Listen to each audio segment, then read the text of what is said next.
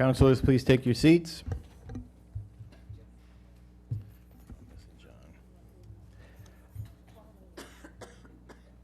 I'd like to call to order the October 4th, 2018 meeting of the Barnstable Town Council.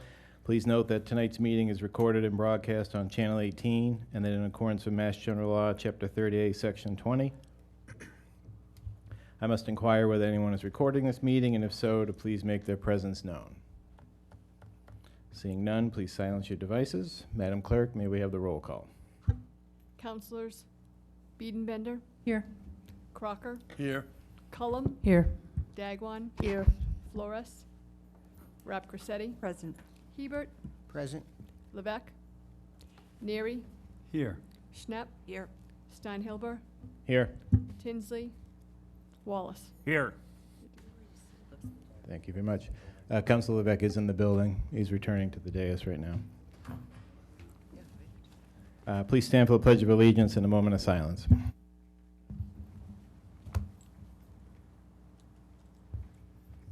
pledge allegiance to the flag of the United States of America and to the republic for which it stands, one nation, under God, indivisible, with liberty and justice for all.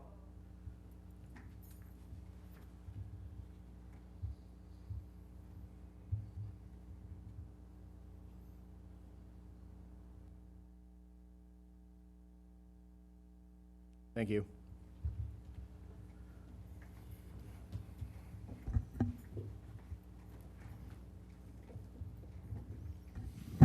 All right, now's the time for public comment. If anyone wishes to speak, please come forward, sign in, state your name, and please limit your time to 3 minutes.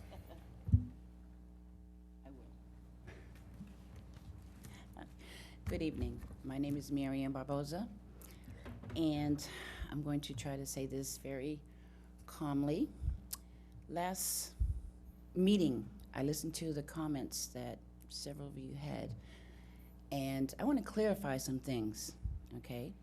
But first, we're going to start off with, I need you to understand, when I stand at this podium addressing this council, 7 out of 10 times, I am addressing it on behalf of community members, my fellow community members who call me or come to me.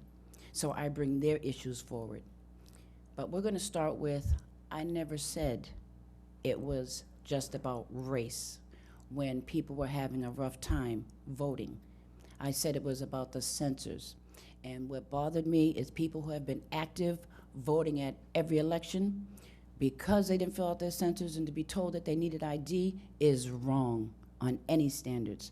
The race came in, and I felt the racism when I went to the next table, and the gentleman sitting there, his manner in saying, I'll tell you if it's acceptable, and in the tone that he took, which I didn't elaborate last time, but I will now to make it very clear to everybody, made me feel total flashbacks. And nobody can tell me how I am supposed to or should feel any more than you can tell a veteran who's been in the war and came home and heard a sound or smelled a smell and have flashbacks. The veteran didn't create the war. I didn't create the mess that created the dogs and the beatings and everything else. Okay, so if those flashbacks are there, I'm not gonna do bend over flips to keep from getting flashbacks. I think the people who are dealing with things in this town, who helped, maybe not the people in this town didn't create those flashbacks, but some people, they may know, I don't know, need to be more sensitive so no one has to deal with those flashbacks. That's number one. And then I heard the gentleman say how easy a process it was. I really don't think you guys intend to be mean or intend to not think about all the members, but when you said how it was so easy, we just showed our ID and did this and did that, one person forgot theirs and drove home and got it and voted. Well, I want you to tell that to the white woman who actually got me here at the last meeting because she called me with her concerns. She walked to the voting booth, realized about the censors, knew she didn't have ID, knew she couldn't vote. How is that easier? That's why I brought up those 3 scenarios. So she didn't vote, all right? And it's very important that we look at everybody. And if you stop and think about something I said in the beginning about the vote, I said, what is Barnstable trying to do? Take away the vote from the poor people? That right there, unless you think only people of color are poor, then you know that I was talking about all poor folks. That first thing wasn't about it. I got 2 more quick points, and I'm going to hurry up and sit down. The other thing I wanted to mention was, I'm sorry, called old age, okay? When there were comments made about, in the town, you guys, I've never heard anyone on this council say it, so I won't put this on you, but I have heard some townspeople, put it like that, make comments about if you can't afford to live in Barnstable, they shouldn't be living here. So I want to make it very clear to anyone listening or anyone thinking it, that my father, who was in his 90s, not only was he born here, his mother was born here. My mother's family, grandparents are Cherokee. So if any of us want to measure our time, we can measure it.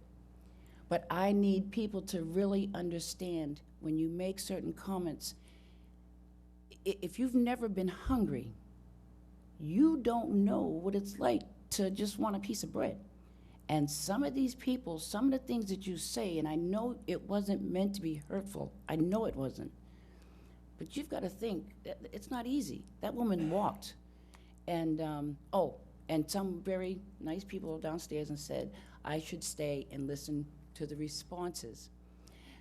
This is my last statement. The only reason I don't stay and listen to them, it's not out of disrespect to any of you. It's really not. I know my personality. If I was sitting here, I'm sorry, and I heard you all say it, I was like, I didn't say that. I just know me.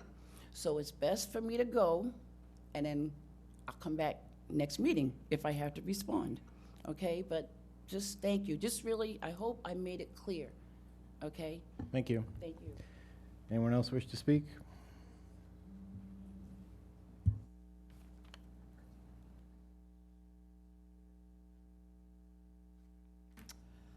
Hi, I haven't been here a long time. My name's Roberta Malk. I live in Hyannis, and I love my town. I love what we are doing together to make it a beautiful town. Let's keep it safe. I'm here to address the 1 to 3 p.m. curfew. I've had 2 incidents. That's why it brought me here, and I'll tell you what happened to me Saturday night. A friend of mine was over my house, and we were binge watching Gracie and Frankie on Netflix, and I forgot I had, you can relate, right? I forgot I had didn't get gas, and I didn't realize it.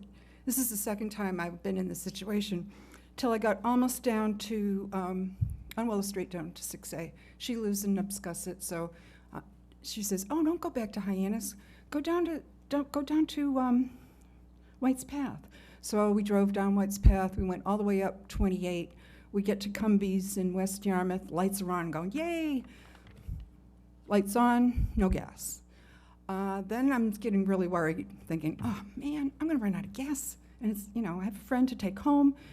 And so I called the police and said, this is not an emergency, but it is for me, but it's not an emergency.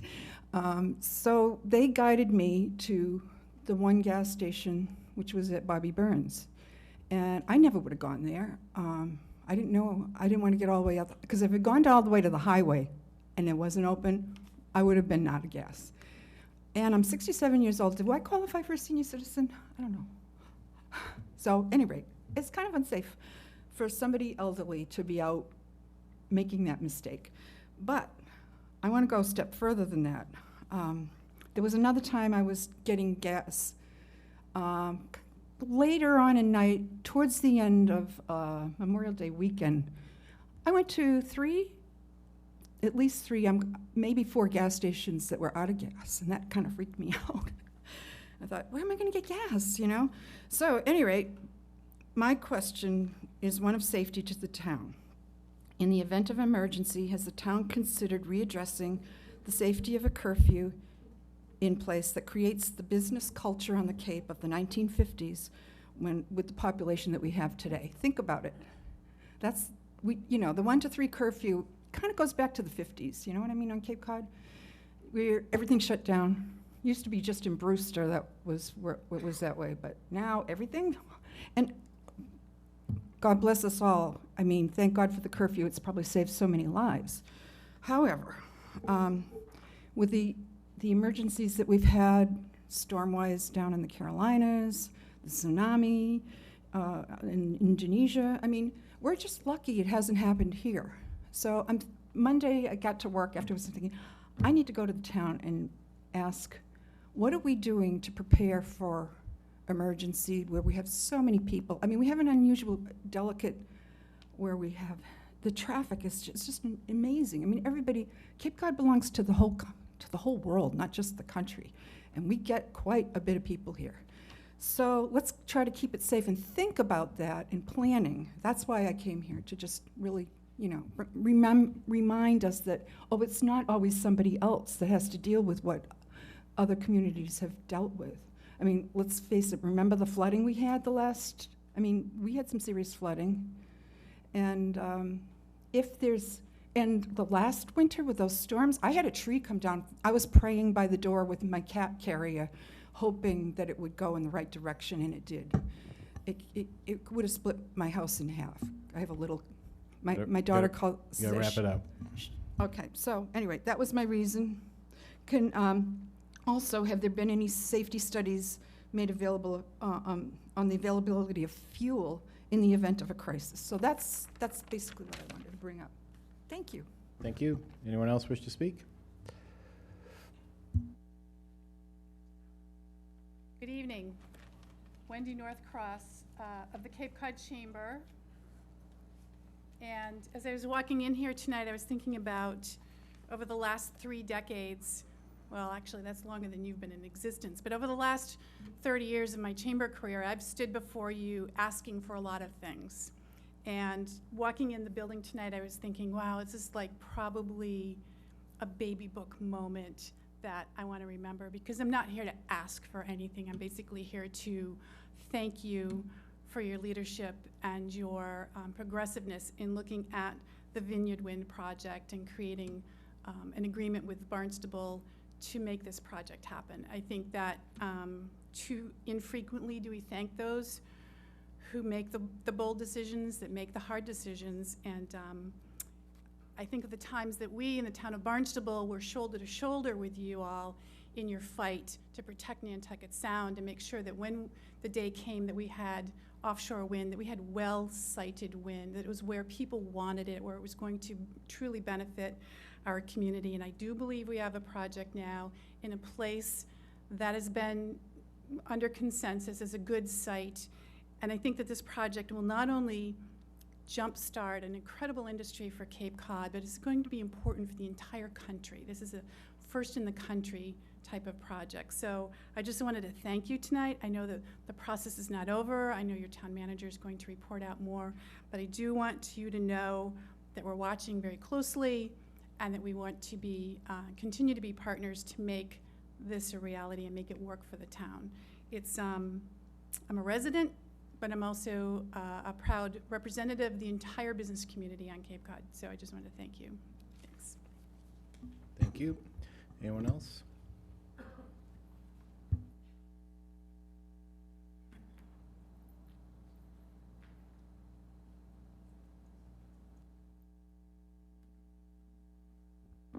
Short. Anyway, Deb Crow. I'm here to address you as president of the Greater Hyannis Civic Association. The Greater Hyannis Civic Association continues to oppose the operation of the Barnstable Fire County Training Academy at its current site. We oppose the use of water on the site, as all of the land is contaminated with PFAS.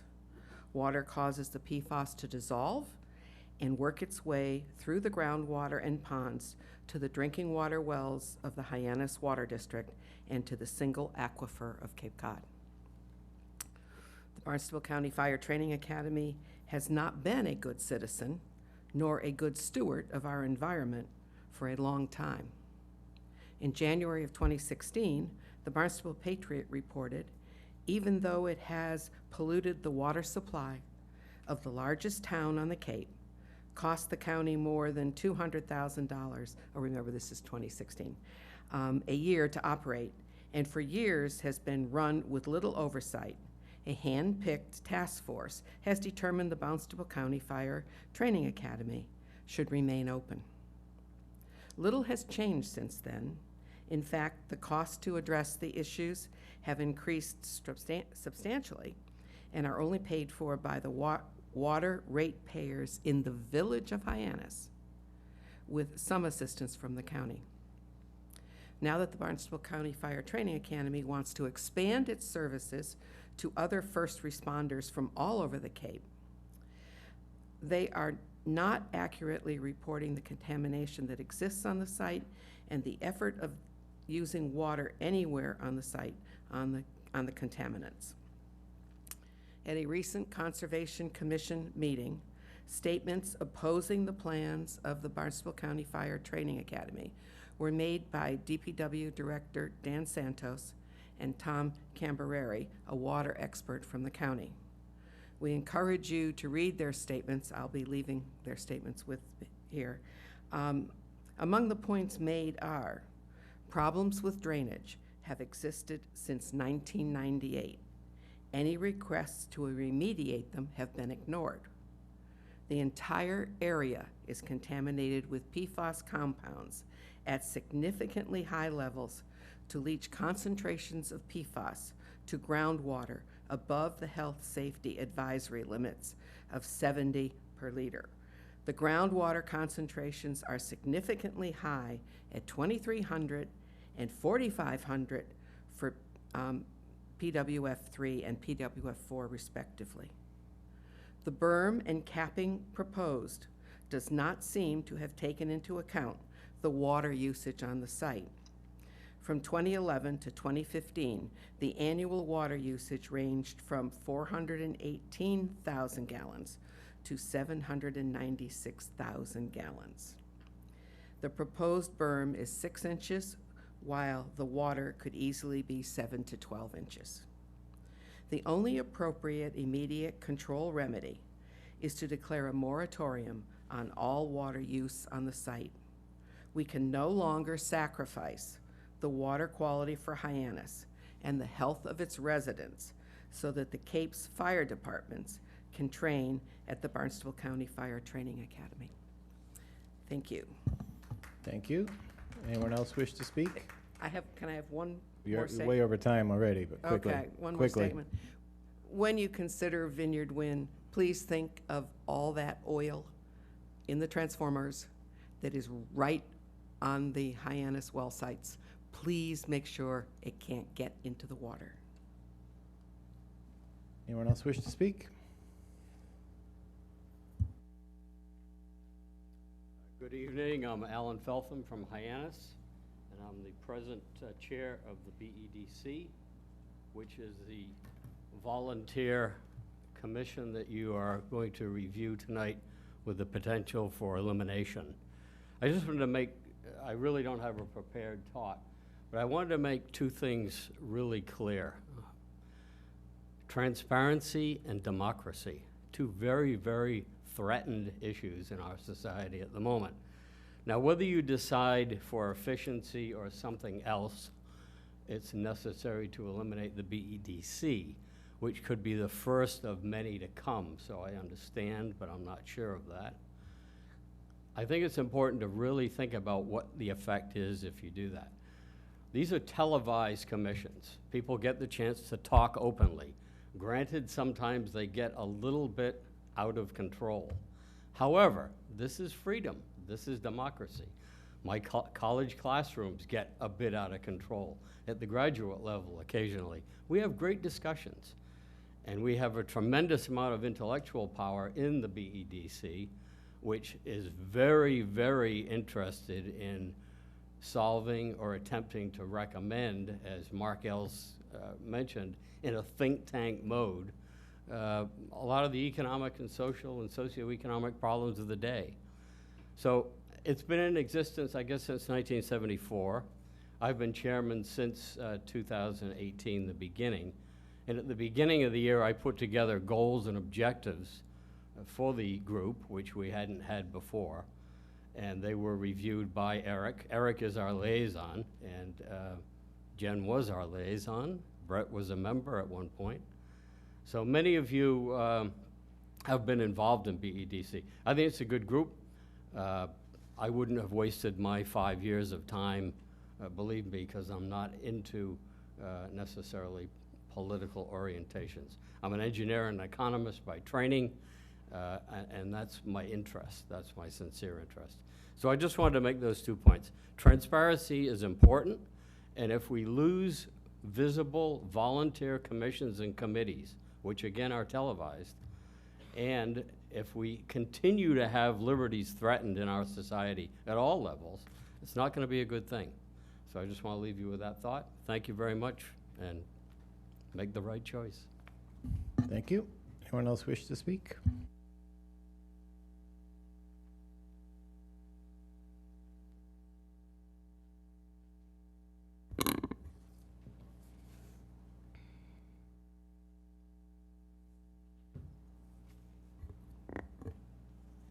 Good evening, President Steinhilber and councilors.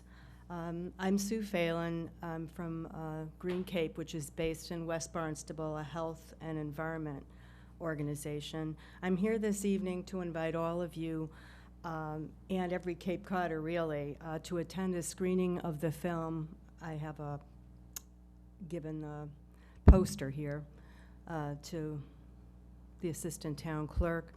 The film is The Devil We Know, and we're going to follow it with a very frank discussion, Q&A session on the Cape drinking water on Saturday, October 20th at 4 o'clock at the Zion Union Heritage Museum, 276 Main Street, North Street in Hyannis.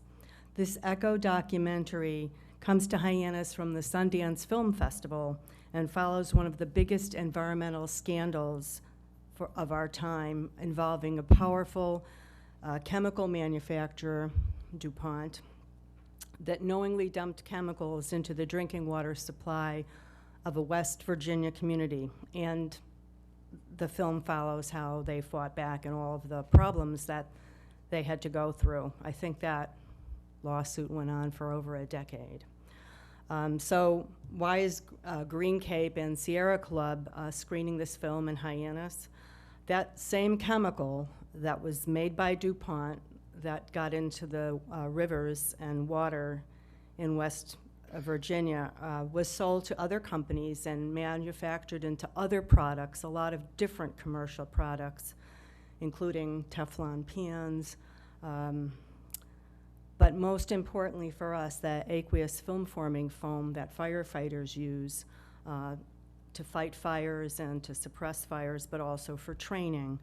And that same AFFF has made its way into the Hyannis drinking water, as you all know. And it's always, I think it's always useful to learn from other communities' experiences in how they were affected by, not only by the water, but by trying to get their communities cleaned up and made whole. We'll be supplying a lot of materials actually on how to reduce and avoid the further exposure of the community to the same products. As I said, they're in a lot of other commercial products, but because if you're on the Hyannis water supply, you're actually drinking the most of your PFAS rather than having it from your Teflon pan or your, actually even floss has the same chemical in it, but you know, pizza boxes, popcorn bags, it's everywhere. But in communities that have been affected by firefighting foam in the drinking water, that's a lot more of a problem. So Please join us if you can, October 20th at 4 at the Zion Union Heritage Museum. It's free, it's open to the public, and I guess, oh, here's the, I'm sorry, I forgot this. I forgot about the latest guidance from the Agency for Toxic Substances and Disease Registry, which is an arm of the Centers for Disease Control, and they just recently came out with their most recent recommendations for the amount of that chemical, perfluorinated alkyl substances, or PFAS, in the drinking water, which should actually be a lot lower than what the EPA health advisory has been, 70 parts per trillion, until now. They're saying it should be much lower to account for the vulnerability of infants and children and other more vulnerable populations, the elderly and such. So, Got 30 seconds. okay. More information can be found on our Green Cape Facebook page, and please RSVP if you'd like, so we know how much coffee to get. Thank you very much. Thank you. Anyone else wish to speak?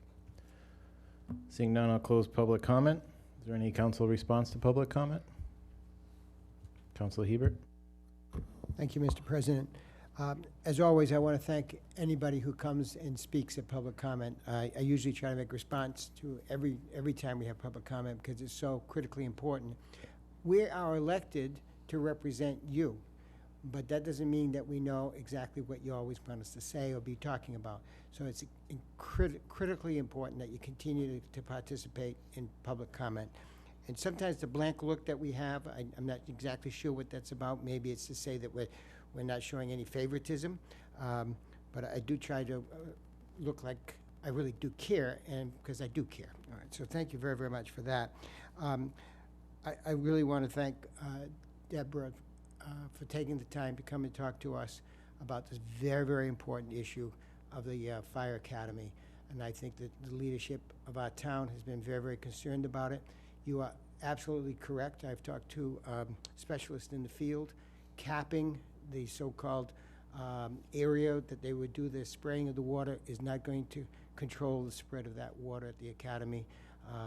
So thank you for coming and expressing your concerns, and I think we all need to keep working together because we only have one drinking supply here in the Cape. So thank you, Deborah, for that. Alan, thank you for speaking on behalf of the Economic Commission. I, for one, totally agree with you that anytime that the citizens can have an opportunity to come together and express their concerns and their thoughts, we need to listen to that. Once again, we are elected to represent all the people of this town. We used to have town meeting where everybody could come and everybody could speak. And maybe it becomes cumbersome when our population is as large as it is. But every opportunity that we have for citizens to participate in commissions and committees and express themselves, with or without a quorum, as far as I'm concerned at this point, we should work towards quorums. But nonetheless, that opportunity, and as you say, Alan, it is public. So I'm very, very concerned about this effort, and I think it needs some more discussion. I know that we're not discussing it now, but we are going to have more discussion at the next reading. So I do hope that the public responds and comes out in support of every opportunity for you to speak in public. So thank you very, very much. Anyone else? Councilor Cullum? Yes, I wanted to speak on a couple of things. First, Ms. Roberta Monk, I wanted to address your concern. You had a few different concerns wrapped up in there. One was that there was a gas station not open in West Yarmouth, which has nothing to do with this board, obviously. But I wanted to talk about the curfew because every couple of years we review it, we look at it, and we see if it's still right for the town or not. I believe the curfew is working for us from a safety aspect. I did want to point out that there is really no barrier for a store owner who wants to be open from the hours of 1 to 3 a.m. in the morning, except the fact that he or she needs to meet with the town manager and get his approval for it. There is that mechanism written into the ordinance. So the fact that people aren't open between the hours of 1 and 3, it's not dictated by this council necessarily. There's always that mechanism that they could be open if they wanted. For instance, Black Friday sales or whatever, where there's 24-hour stores open. So I'm sorry you went through all that, but I just want to make it clear that we're not dictating that no one can be open between the hours of 1 and 3. I think rather it's more a decision based upon how slow business is and how clientele is from the hours of 1 to 3, more than anything. But I wanted to address that, so thank you very much. I'm sorry you went through that. Anyone else? It's councilor response right now. Public comments over. Councilor Neary. Thank you, Mr. President. I didn't have so much of a comment as relating to Alan's comments. Attending the appointments committees, I always come away from those meetings just astounded at the talent that is in this town and the fact that people are coming forward on a volunteer basis, bringing their expertise in the various fields. I would encourage anybody to actually sit in on one and look at the overwhelming effect that they have, and again, the talent that's brought forward. We're going to be having, I think, a second reading tonight on some of the folks that have been brought up, and keeping items relevant to the town public is utmost important. But I think that we certainly always need to look at the resources of the town and how they're being used, and additionally, where the strategic planning of the town is headed. We're hoping in some of these decisions that have been made that there can be subcommittees of a fashion that can be brought up through the town leadership, through the town manager, that can address maybe or create specific item agendas that the boards such as that can hopefully address specific items and help us going forward. So I just felt I needed to make that comment. I appreciate it, and thank you for your service. Thank you. Councilor Dagwan. Yes, I think all of the people who spoke tonight spoke about very serious issues. I didn't quite have any background on what Mrs. Barboza was talking about, but voter registration is very important, and I think today it's even more important that we use a given right that we have as citizens, and we should be finding ways so that everyone can have their say-so in terms of how our country and how our town is run. As for Mrs. Moak, the curfew, my counselor to my right was clear on, anyone can do that. But I also have felt at times when I've driven back here late at night coming from my hometown in Maryland or whatever, and I get closer to the Cape, and from the bridge to exit 6 almost, there's no gas station. So you have to be very conscious of how much gas you have in your car. But we have had some serious blackouts this year with major storms like last year, and if you don't have enough gas in your car, so I mean, it may be something we might want to just encourage some of the stores to stay open, and maybe as a town we can just kind of pinpoint where they are. That you have a 24-hour store at, you can use your GPS to get to it. So gas is something that, it's the way the Cape is spread out. I think it's something, that maybe some of the gas stations right now might, even consider being open so that emergencies do occur and you need to get someplace. You can get lost here on the Cape, and to get lost in some of these little villages and not have enough gas, and the gas station's so far away. So it's something just to think about, and I think make an appeal to some of the gas stations that are nearby. I want to thank Mrs. Wendy Northcross for thanking us, thanking the committee and other town councilors that were here before us, and our town manager and all those that put the effort in to really look at this project. So it's nice to be thanked sometimes. So thank you for coming tonight to do that.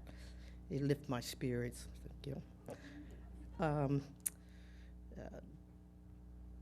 The Greater Hyannis Civic Association, and I'm a member of it, and I'm a ratepayer as well, and that has been a real issue. A lot of things, get kind of thrown at Hyannis, and our fire departments need, the top training. So, I understand their side of it, but we have to make sure that we are doing it safely and that it's controlled. It's somebody is really looking at it and evaluating it and making sure that the PFAS and is not infiltrating into our ponds and then into our water system. That is so important. So I just wanted to speak on that as well. Contamination is a big problem for us here on the Cape. We really have to keep an eye on it, and particularly when now we have the 208 project that's going on to look at our watersheds, where we share water with other towns and how they're take care of their water, and we're right next to them. We need to, be able to know what they're doing, and they know what we're doing, and we're working in conjunction. Alan, I just want to thank you for coming up and speaking about the Barnstable, the Economic Development Council, and thank you for your services for the years you've been on there. And I'm sure you will be a valuable person to whatever committee takes up that charge. I know that the Appointments Committee, I'm a member of the Appointments Committee as well, and we've been trying to look at some of the various committees and streamline them. There's some duplication in the kinds of charges that some of them have. We also have a CFAC that does a very good job too in terms of looking at our town and looking at our financial situation. But I appreciate what you've done in your committee, and I hope that you will continue to keep an eye on us and make sure that we're living up to the charges that we've been giving. In Green Cape, I wanted to ask Mrs. Phelan. Yeah, you said it's at Design Heritage Museum on North Street, 276 North Street. How long is the film? I volunteer in a shelter on Saturday, so I'd like to see some of it. 88 minutes. Can you repeat that, Councilor Dagwan? Oh, sorry. She said 88 minutes. And then there's a question and answer afterwards. Okay. How have you been advertising this? Have you advertised it anyplace else? Have her come up to finish your information then, because I don't want to get into a conversation here. Okay, I'm sorry. But I can talk with you afterwards. You can give me some feedback on that. Thank you. Any other counselors? Nope. All right, we'll move on to Town Manager Communications, Town Manager Mark Ells.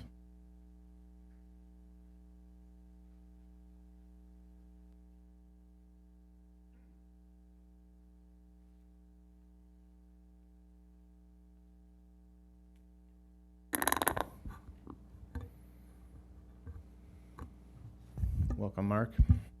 Good evening. Mark Ells, Town Manager. This is the Town Manager update for the period of September 21st through October 4th. We are proceeding with the tasks in the budget action calendar for fiscal 2020 as scheduled. I've attached the most recent budget calendar to reflect the milestone dates that we target when we're proceeding with our budget. Director of Finance Milne shall issue the FY 2020 Operating and Capital Improvement Plan budget instructions tomorrow to our municipal departments. We do that annually. It lays out how we proceed annually. Changes that we incorporate on an annual basis are also included in that. So it's a very important document as we proceed into budget period. We're right on schedule. We're planning the calendar year permit and fee hearing for November 13th. I reported last meeting it would be in November. It is on November 13th.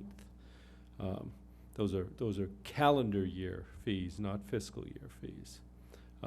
Information on our budget is available on our website and through our open budget website as well. You can go in and look at the existing operating, capital, and revenue aspects of our budget, both current year and previous years. We continue working with the Mass Department of Fish and Wildlife, USGS, DEP water supply staff regarding future potential water supply wells proposed on the 250-acre parcel northeast of the Hyannis water system. They've completed their preliminary modeling. The water sampling's done. So basically, we have a group meeting on October 10th. And we'll report back after that meeting next steps. So we'll let you know it's a big meeting relevant to proceeding with what may occur with future potential water supply wells on that site. I will add to this, because it's related to drinking water contamination and specifically concerns within the Hyannis system, that we are in discussions with DEP. We are in discussions with the county. We have taken a clear position that no further action should occur out there as it had traditionally occurred. We've submitted that in writing to the Department of Environmental Protection. We do recognize that there are future administrative type classroom functions at that facility that wouldn't be a detriment to the environment. That could certainly be looked at there. We are in discussions with Jack Units. The assistant town manager also has some other efforts going on for some very viable alternatives so that public safety, both in our emergency responders and in our public water supply, are a priority in trying to move both forward. So we are active in that discussion. I don't put it on my town manager's agenda, but I would be more than happy to for the sake of the public and certainly the council. On October 1st, 2018, the town of Barnstable Transfer Station returned to accepting only separated recyclables. This means that they no longer accept single stream. That means you can't throw everything in together that you believe is a recyclable, bring it there, and have a place to dispose of it. We have separated containers, and we are re-educating. That's the way we used to do it. We are re-educating our customer. They have been receptive. They have been patient. We're going to have a transition period through the end of November, so if they forget or they just weren't aware, we'll have somewhere for people to throw away their recyclables if they come in single stream form, because truly we do have to throw them away because they're not recyclable in that form to us. So, but in general, it's been well received. It is inconvenient compared to single stream. Absolutely, and I would say that's the most consistent comment from our customer. And we thank them for their patience and cooperation. If the market changes, we'll adapt. So, we continue our discussion with Vineyard Wind related to their proposal to construct a transmission facility that will interconnect with a proposed offshore wind farm in federal waters. We finalized the community host agreement with Vineyard Wind, and I'm going to provide you a presentation a little bit later this evening. The Barnstable Municipal Airport request for proposal for the Kmart Plaza is due on October 12th, 2018. The proposal shall be taken under review upon those proposals being open. We will advise as that process progresses. The assistant town manager has been working directly with David Anthony in support of Katie Service, who this responsibility falls under as the airport manager.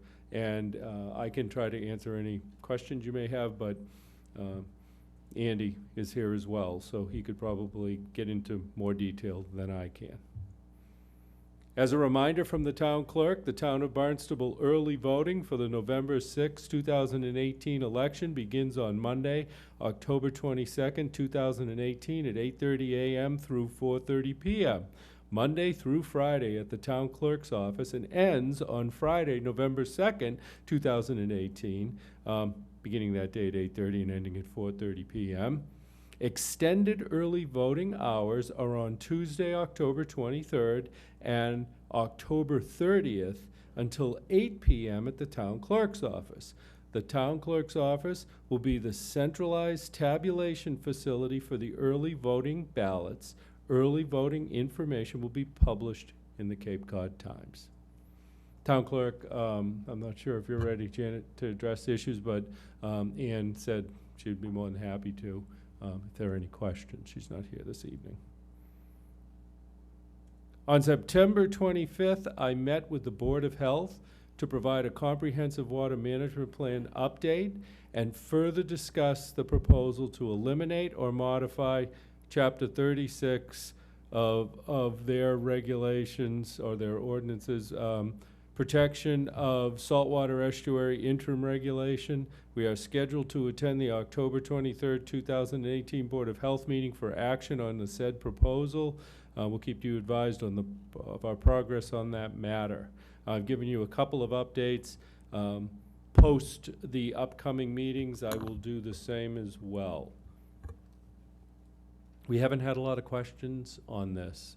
The public should, and the council should be aware that this is a significant issue. There have been changes from 2008 till now when they adopted the interim to where we are. It merits review. I think that, I would encourage all to observe, participate, ask questions as we progress through this. The Town of Barnstable Public Health Division, this is a repeat from my last update, is pleased to announce that there will be 3 influenza vaccination clinics open to Barnstable residents Wednesday, October 10th from 9 a.m. to 11 a.m. at St. George's Greek Orthodox Church Community Center in Centerville. Again there on November 7th from 3 to 5 p.m. And then December 6th from 10 a.m. to noon at the Youth and Community Center in Hyannis. Drive-through services will be available on October 10th and November 7th at the Greek Orthodox Church.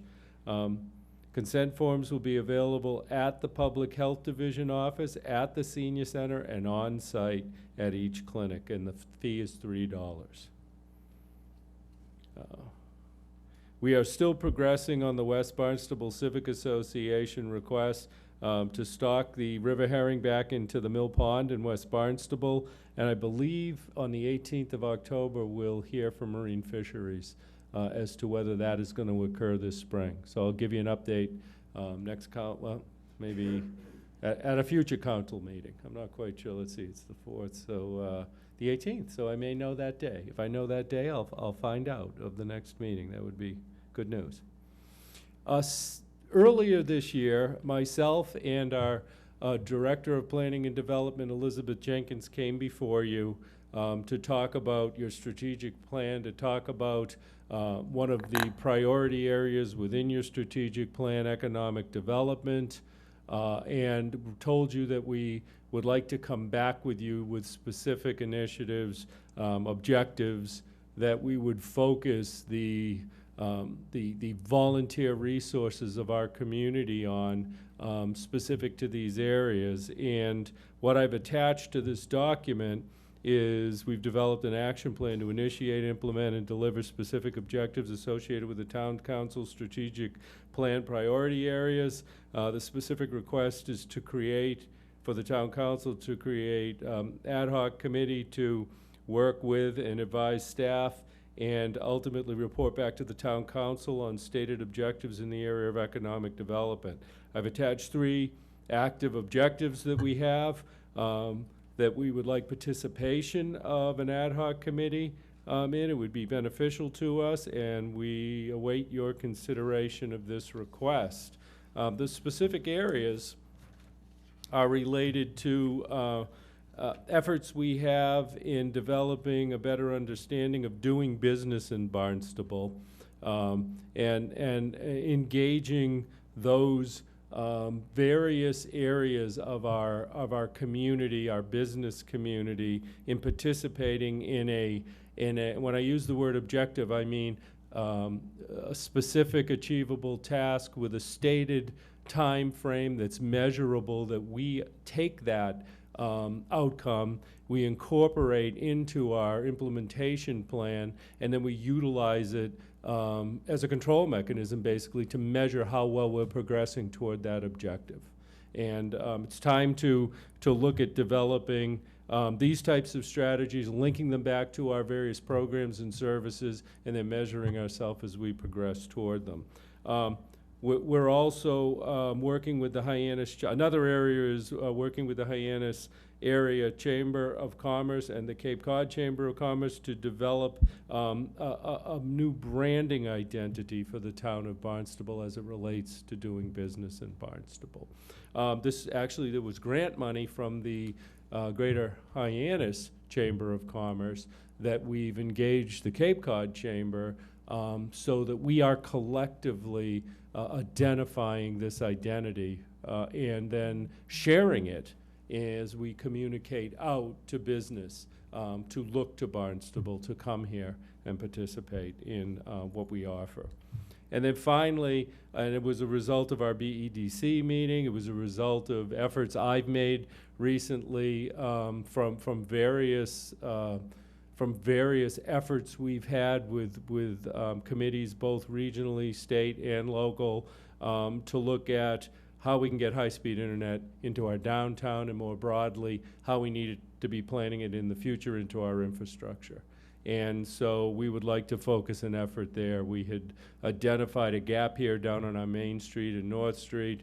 I had worked with our Cape delegation, and we were able to get an earmark, and now we're waiting for the appropriate time to secure those funds and hopefully see that occur on Main Street and North Street. But this is a much broader issue, and if we want to bring in the types of future business that we have the opportunity to, we need this infrastructure in place. So it needs to be part of our Cape Cod's planning. It needs to be part of the town of Barnstable's planning. We need to have clear objective as to how we're going to achieve this, because it ties in directly to what we're trying to do, with all business that we're asking to come here. Just like we want to have water, just like we may need to have sewer, it's like we need to have the ability to transport, we need to have the ability to transport information as well. That ends my town manager update, and if you have any questions, I'll be more than happy to answer them.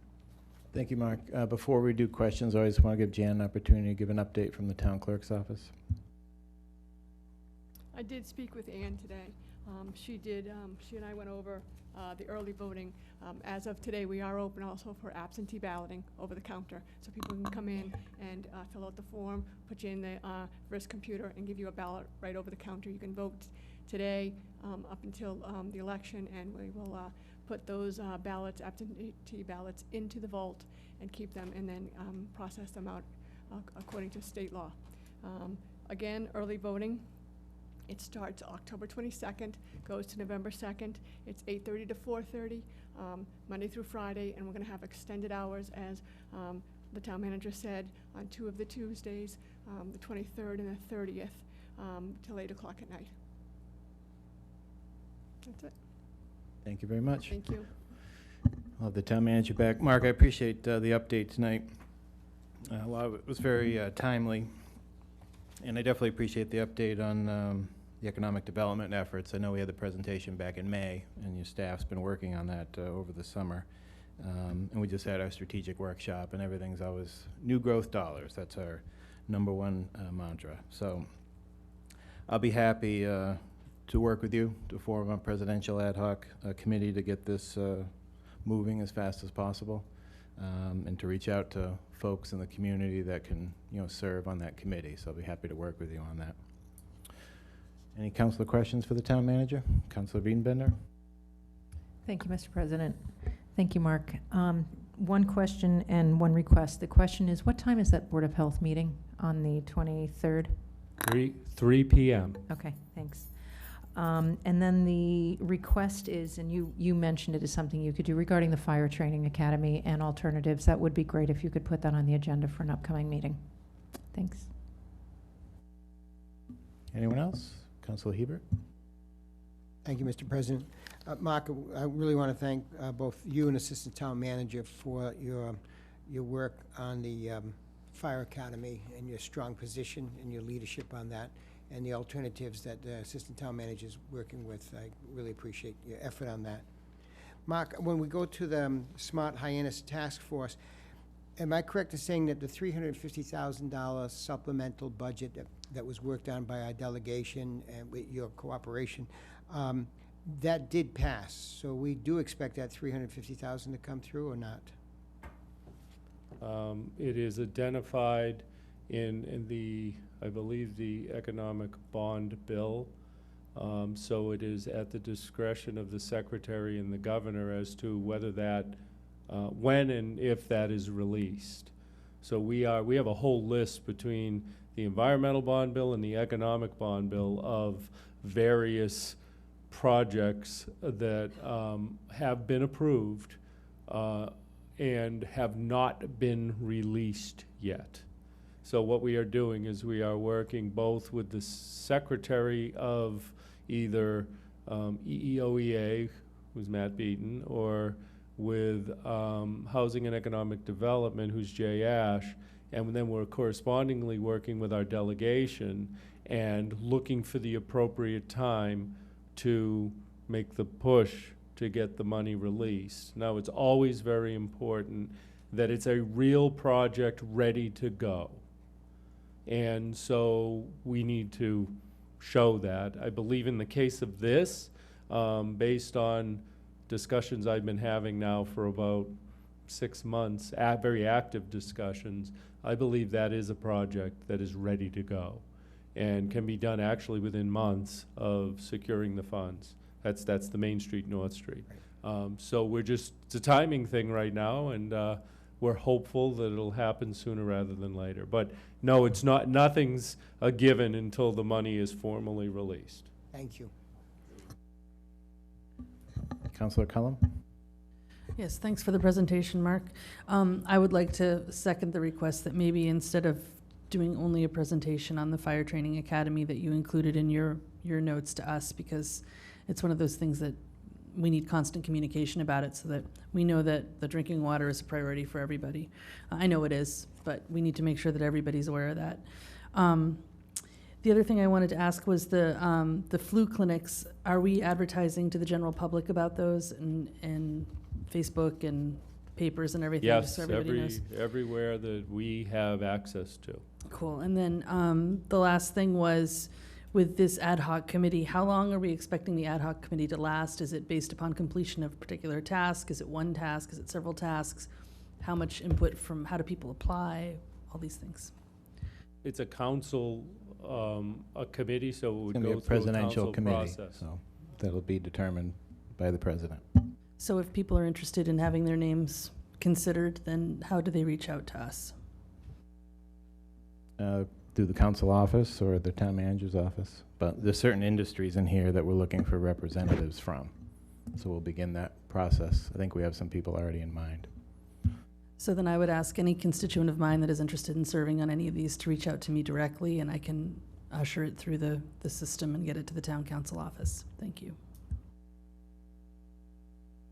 Anyone else? Councilor Schnipp? Thank you, Mr. President. I just wanted to echo the other counselors in saying the importance of our looking at the Fire Academy. And I just had a question. Are they currently, what's the current status? Are they using water right now? I don't know the answer to that. I know that they haven't been told by DEP that they can't.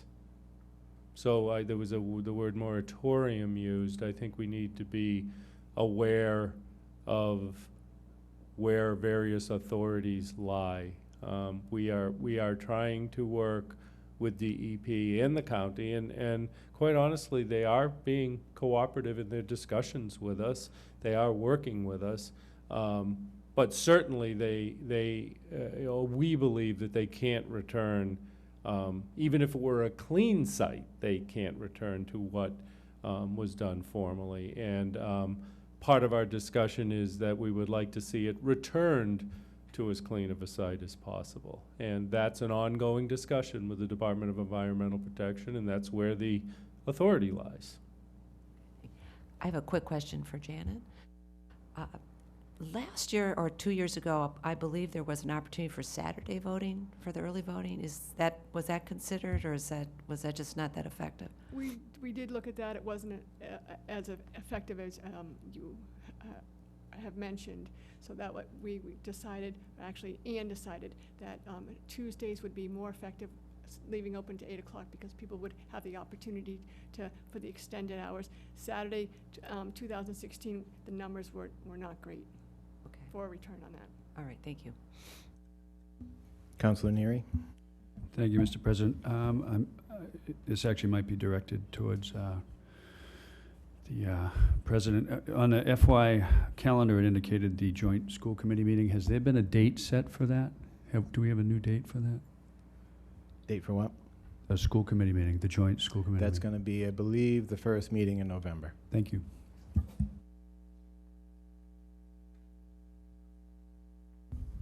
Anyone else? All right. Thank you, Mark. Thank you. Appreciate it. Vice President Crocker, could we please act on the minutes of September 20th, 2018?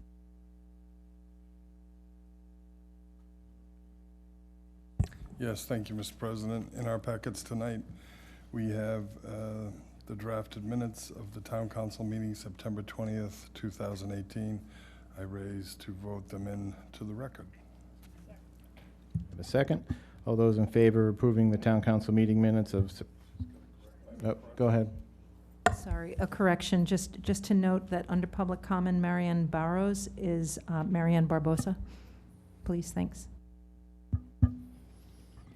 All right, so we have the second. We have the small Scribner's error there. So all those in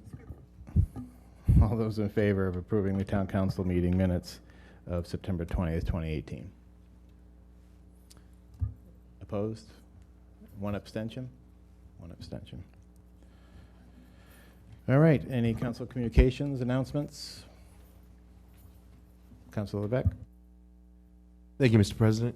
I had the privilege of being involved in the Big Fix in Harwich this couple weekends ago, and there was a passing of the hammer. So next year, and our town manager Mark Ells was there, and to receive that hammer, because Barnstable is going to be the beneficiary of next year's Big Fix. So something to look forward to. I think it's probably going to be sometime in October. I think they're going to push it back a little bit because they know they're going to have to prepare for it. But it is something to look forward to, something to put on our radar. And anybody's out there in the community and wants to put something together, I went this year with a group that I belong to called Cape Community Business Partners, and it was a great time. Yeah, and you don't really have to have a huge skill set, hence my participation, and but it is a great thing to get involved in. Lots of fun. There were 400 volunteers this year. Lots of great sponsorship. So something to look forward to, and it was exciting to see our town manager receive that hammer and have that opportunity to help the housing in here in Barnstable. So look forward to that. Thank you. Anyone else? No? All right, we're going to move into presentation. We're going to have Town Manager Mark Ellis back. He's going to give us an update on Vineyard Wind and the community host agreement.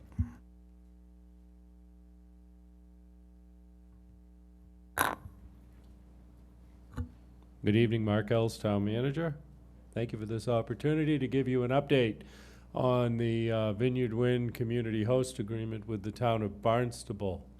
We began discussions with Vineyard Wind back in 2016 when it was a concept and a potential opportunity that they saw, and they took that opportunity to bring what they envisioned to a meeting here at Town Hall with us. We met regularly throughout 2017 and 18, and then in May of 2018, Vineyard Wind was awarded this 800 megawatt offshore wind farm grant, and I'll show you a picture of that in a minute. From there, we commenced weekly meetings from May of 2018 right through last week, at the end of last week, actually. And on September 9th, the town council authorized the town manager to enter into a community host agreement with Vineyard Wind.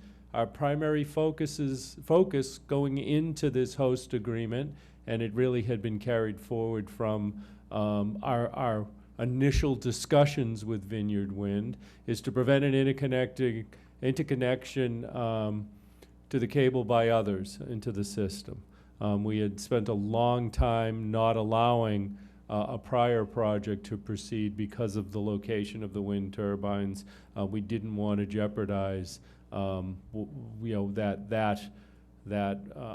deterring that from occurring by it occurring again and being able to connect in to this particular cable and landfall. Secondly, not second in priority, but second priority, to protect our water resources, specifically our public water supply, down gradient of, in phase one, a new substation, and if awarded phase two, in phase two, another substation, and I'll discuss those a little more as we move forward. On October 3rd of this year, the town manager entered into a community host agreement with Vineyard Wind. So I think you're familiar with this map.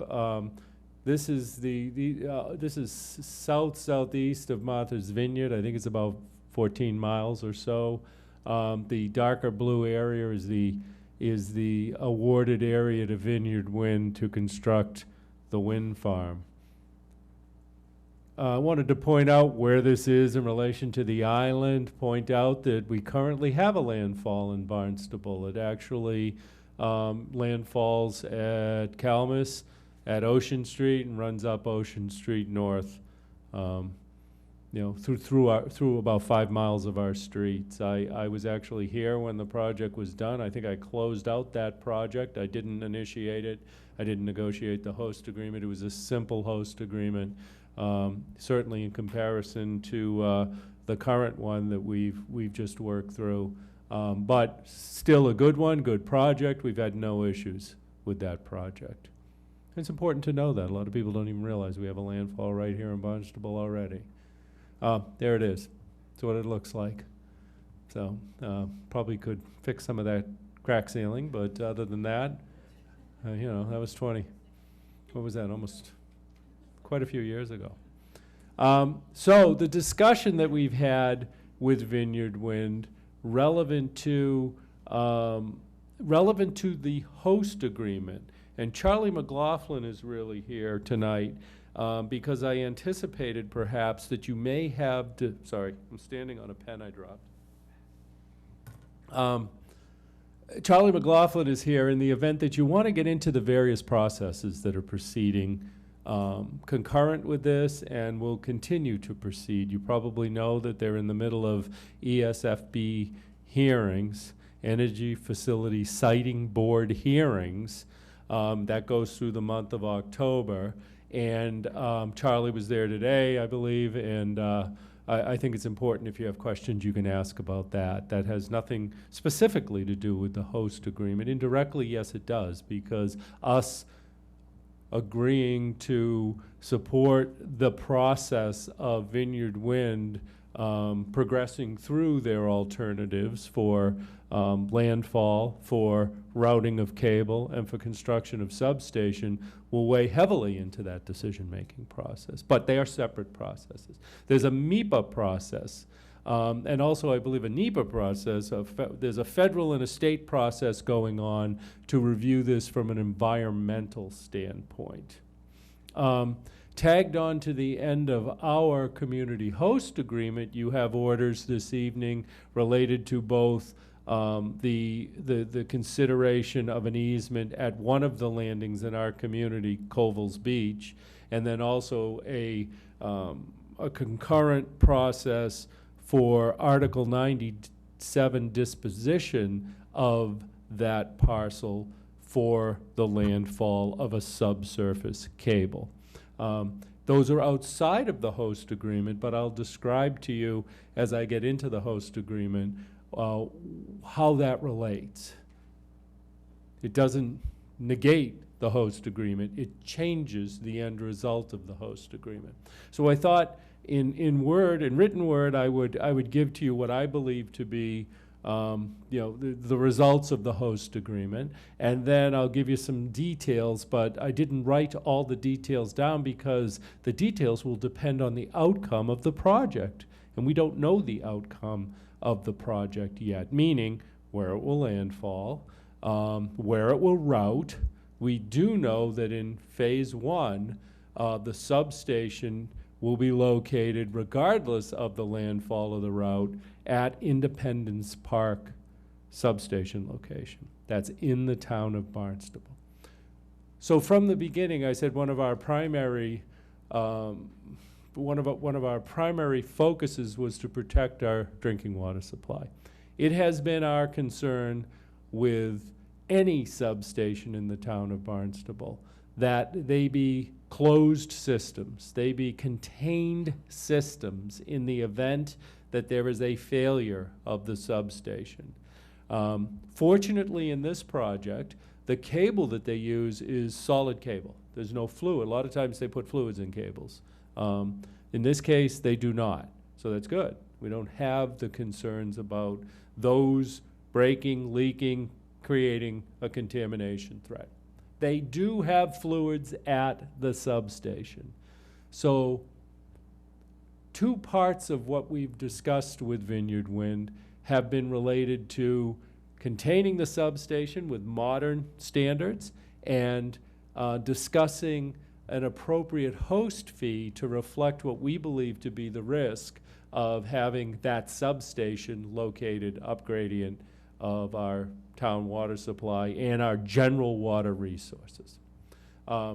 So regardless of which route they take, establishing that host agreement establishes that Vineyard Wind has agreed to put containerized substations, closed substations for phase one, and if they're awarded a future phase and they wish to do phase two in Barnstable, it would also apply in phase two. So we were successful there. But I'll go back. It's a 25-year agreement. The host agreement's a 25-year agreement. I believe 25 years was, we had discussed 20 to 30. I believe 25 represents the time frame that initially they have their agreement with the federal government for the site for the wind turbines, and that can be extended.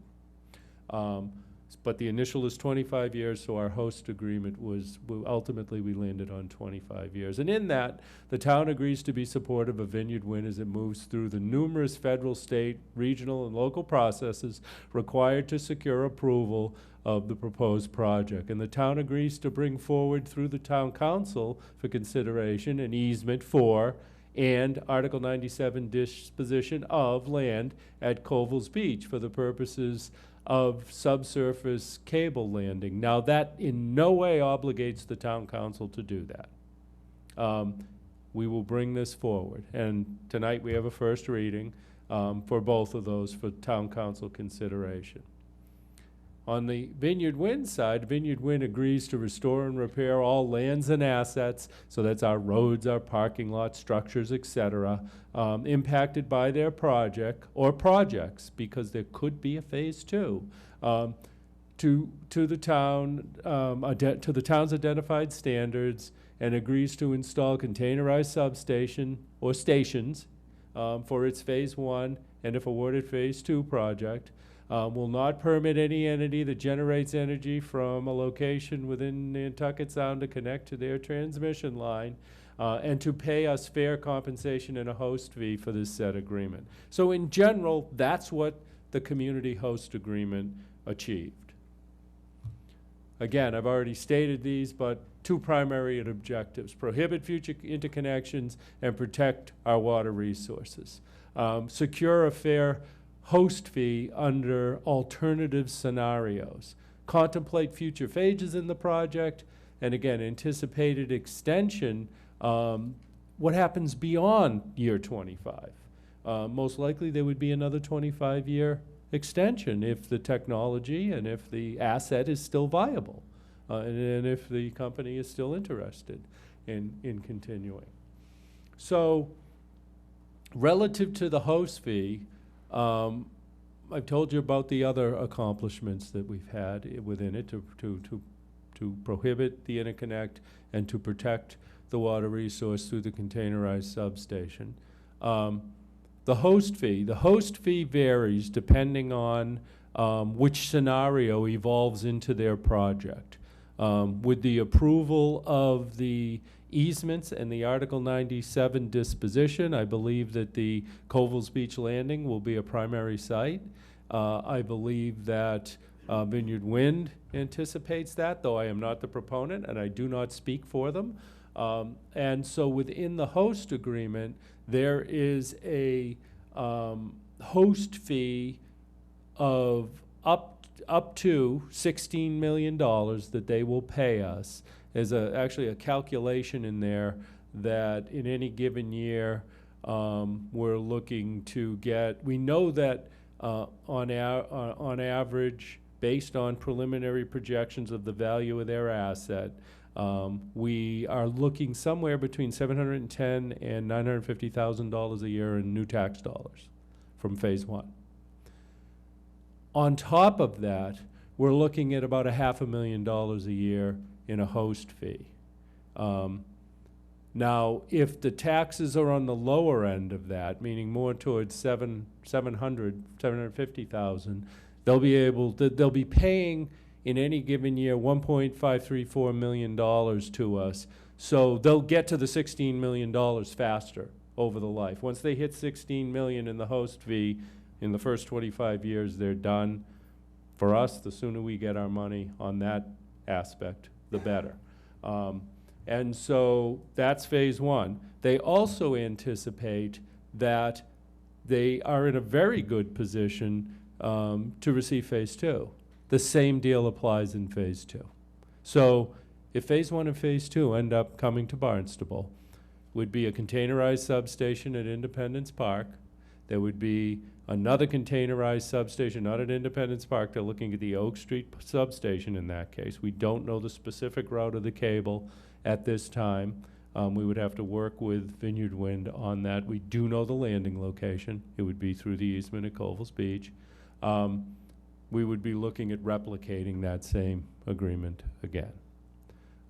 They've agreed to that. Now, if they do not come through Covell's Beach and they end up going to the other landing in Yarmouth, we still receive a host fee of $6 million over the life of the agreement. But it is not the same host fee, certainly. We also will not see the same opportunity, though it doesn't eliminate the opportunity, but we don't see the same opportunity for them to move forward with phase two of the project because they will have to go through a landing process again to figure out where the cable will land. So if I back up a little bit, if they come in through Yarmouth, that's phase one. They've got to find somewhere for phase two. Could very well be Covell's. It was early in the discussions. As the discussions progressed, they saw the opportunity to put all the infrastructure once at Covell's and get out of there. And if they ultimately are awarded phase two, then they would be able to proceed with that project. And certainly I can't imagine that it wouldn't be viewed more positively if they've already addressed where they might land, where their landing would be. The landing itself, once you hit land with this, it's pretty much a utility construction project. So it's not unfamiliar to us at all. That's what we do all the time in our Public Works Department with our gas company and certainly with our water company. So the landing at the beach, they're about 30 feet below the surface at the beach. When they get out under the ocean, they're 6 to 8 feet below the grade of the ocean. you know, once they get into the streets, they're in a box basically, and they're about 3 feet down, you know, below the base of the roadways. But again, it's just like a utility installation project at that point. They're expecting probably a couple of construction seasons at Colville's Beach when they're there. But if they can get it done more quickly, they will. It's basically conduit coming in with a utility box. It's buried under the ground. It's all subsurface. No limitation on use, beach or swimming or anything once it's in. They're going to restore the site, repave the parking lot, and pay us $80,000 to rehab the Colville's Beach bathhouse. So that's all part of that deal as well. You know, and they'll do it outside, not in peak season. It will happen late September till May 1st. If they need to go a little bit either way, they have to come with us. They have to talk with us, just like any construction project, and we've got to work it out. They've also agreed that they'll work with us to keep a portion of the beach open, because on beautiful October days, lots of people like to use our beaches. But they'll have to fence it in when they're doing the construction. It's a piece of equipment in the parking lot that does directional drilling. In the parking lot. We've seen that done under our highways and our roadways here in town before. That's the scope of the project. If they continue beyond into year 26 to 50, they've agreed with us to pay us year 26, but year one of the extended agreement, $60,000 phase one plus a 2.5% multiplier through the life of that agreement. If they got phase two, then it's $120,000 plus a 2.5% multiplier through the remainder of the agreement. So we will continue to realize a more limited host fee, but certainly a recognition that there's value to the relationship. And you know, we thought that, again, that was a fair way to establish a host fee. That's, you know, short of getting into the 22-page document, again, I'd probably have Charlie McLaughlin get into it. Much of it are the legalities of that to ensure that both parties perform as stated. You know, we felt it was a favorable agreement, and therefore I entered into it as authorized.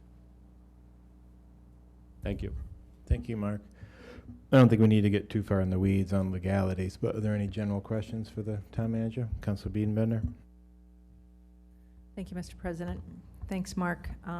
Word on the street is that you're a hell of a negotiator, so thank you for doing such a yeoman's job with your team, and Charlie as well, for all the work on the legal side of it. Charlie was the bad guy. I heard you were a bit tough yourself. So, if I do the math correctly, we're looking at 35 million roughly for the host agreement? 32 for the first 25 Yep. years, plus taxes. Right, right. So you mentioned that the host fee was based on what we believe to be the risk to our water supply.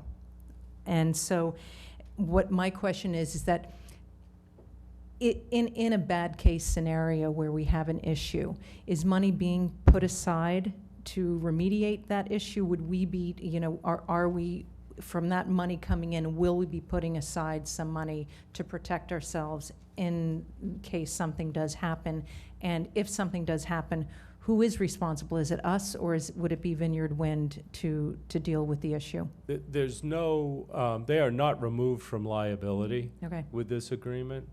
And I would like to hold on the first answer and have a fiscal policy discussion with the town council about what's appropriate relevant to the use of the host fee. Okay. And then just to make sure, phase two is potentially concurrent with phase one. Right, okay. I think a 2-year lag, but Okay. yeah. Yep. I think that they will know within a reasonable time frame whether they will have the opportunity for phase two. All right. Yeah. And we appreciate in Precinct 4 the upgrades to Coville's Beach area, the parking lot and the bathhouse, so thanks. Anyone else? Councilor Hebert? Thank you, Mr. President. Thank you very much, Mark. I do want to thank Vineyard Wind for hanging in there and working with us and working with your fine team. I appreciate that very, very much. I need just to understand a little bit better. When we say phase one, Mark, and phase two, phase one and phase two is just more wind towers, is that correct? Yes, phase 2 would be more wind towers. Wouldn't it come through the same cable? No. Why is the need for a second landing site? There is a second cable that will come in through the same landing site under the Covels Beach scenario. And we said early on in the discussions that if it was originally presented, again, we're not engineering this, so we're going on what, the information that we're being provided from a technical standpoint. But originally, they said they'd come in with one landing, one cable, and what accompanies it at Yarmouth Primary, Colville Secondary. As they began to look at the project, as they began to look at the ability, to work through this process, they recognized that Colville's had some advantages. They sat down with us. They laid out both cable landings, phase one, phase two, and the associated conduit and boxes, basically, that, like an electrical box in a sense, but larger in the ground.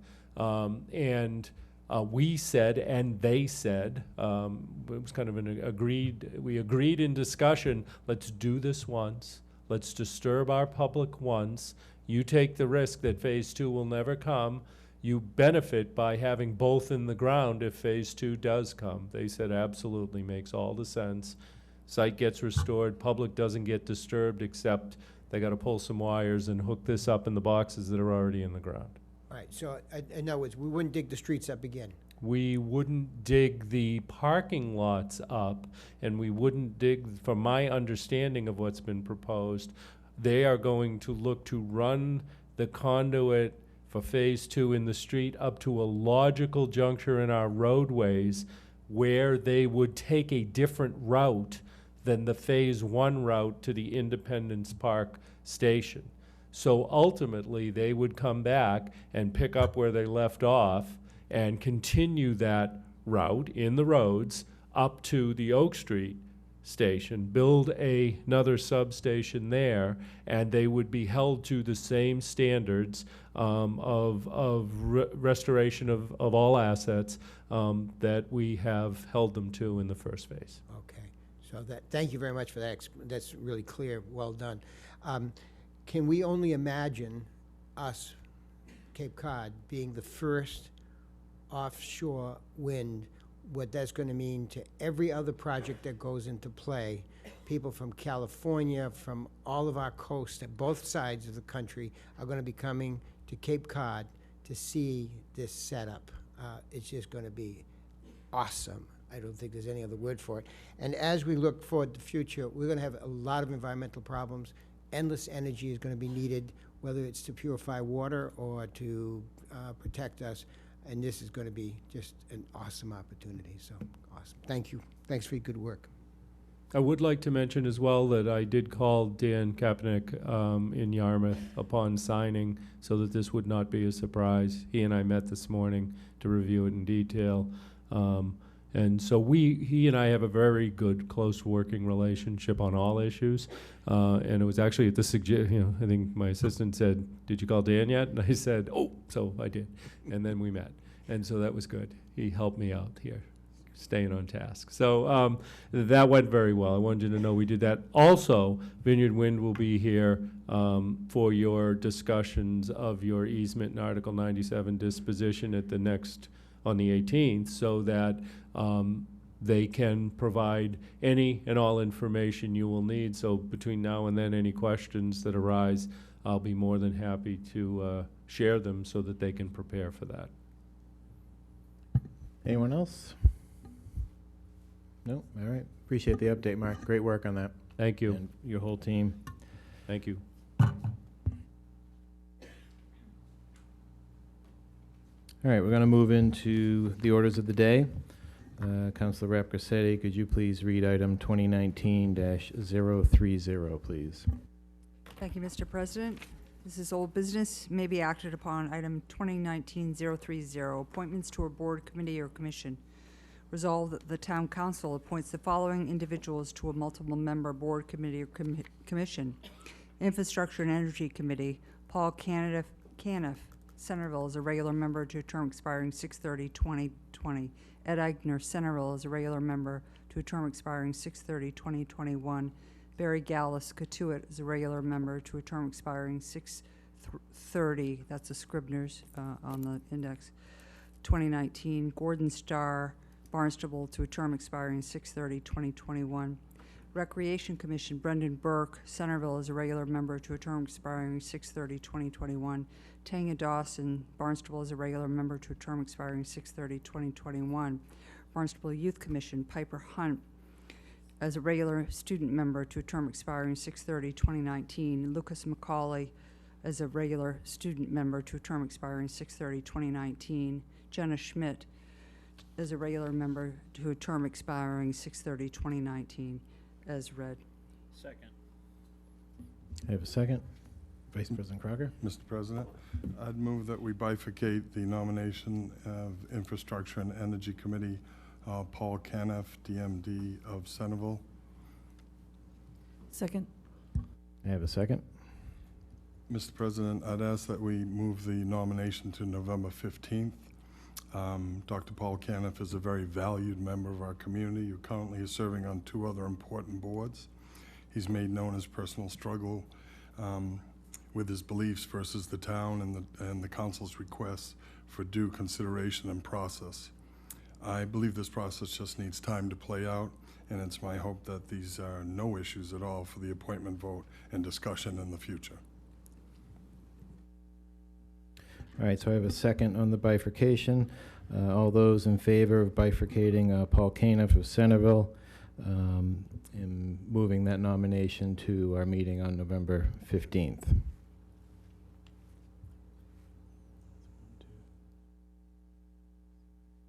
All those opposed?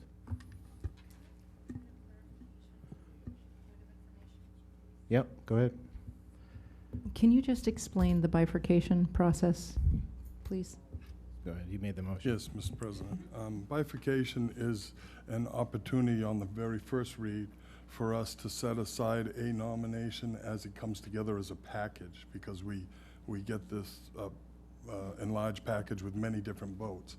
And different liaisons might have different feelings about different boards, board members, shortness of boards. Sometimes we bifurcate and we pass the rules and vote them in that night. There's all kinds of reasons. Bifurcation just simply would mean we remove this one to a date certain, as we did, and then it goes on that date and life goes forward.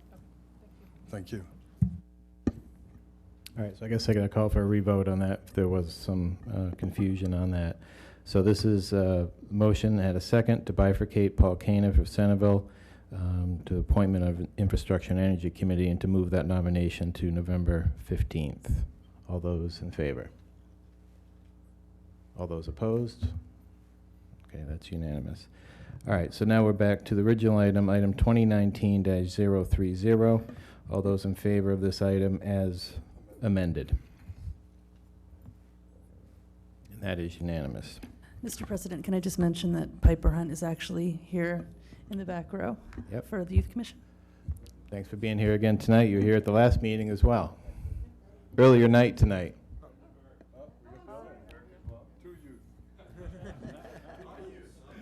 Not you.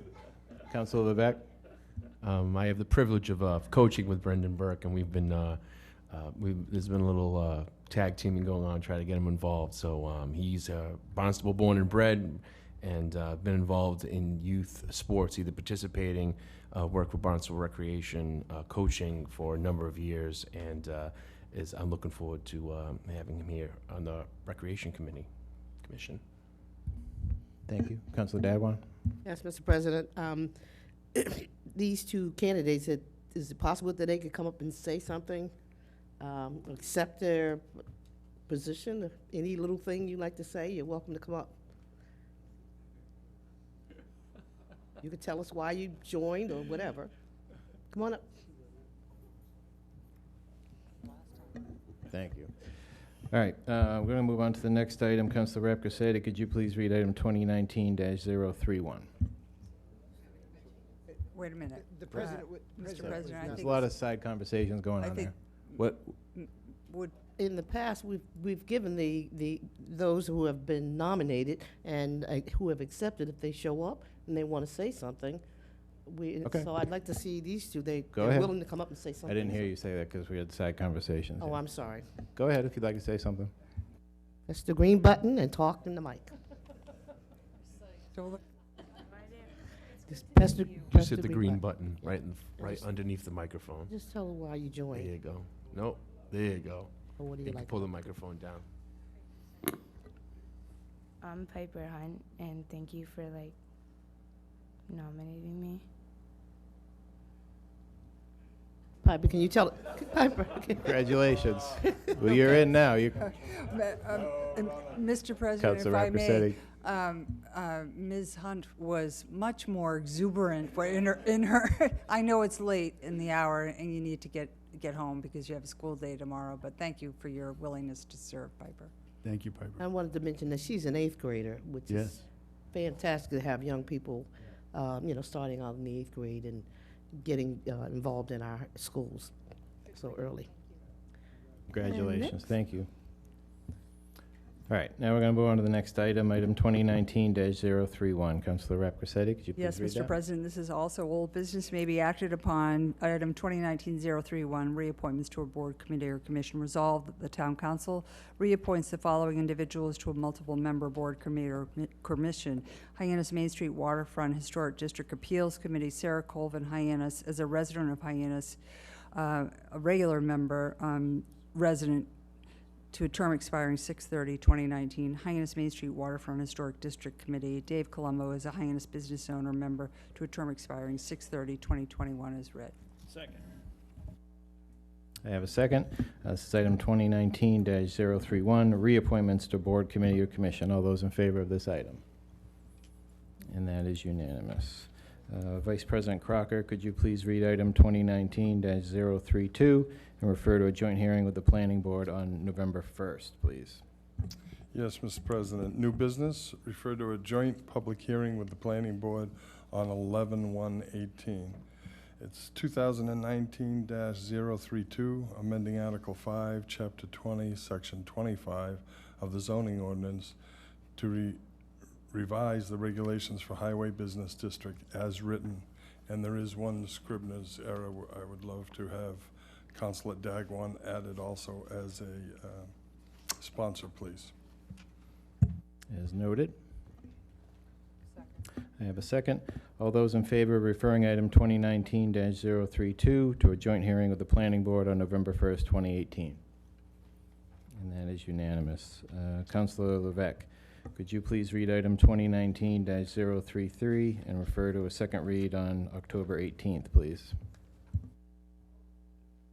This is new business, a first reading, item number 2019-033, repeal of Chapter 241-16 of the Town of Barnstable Administrative Code, Barnstable Economic Development Commission, as written.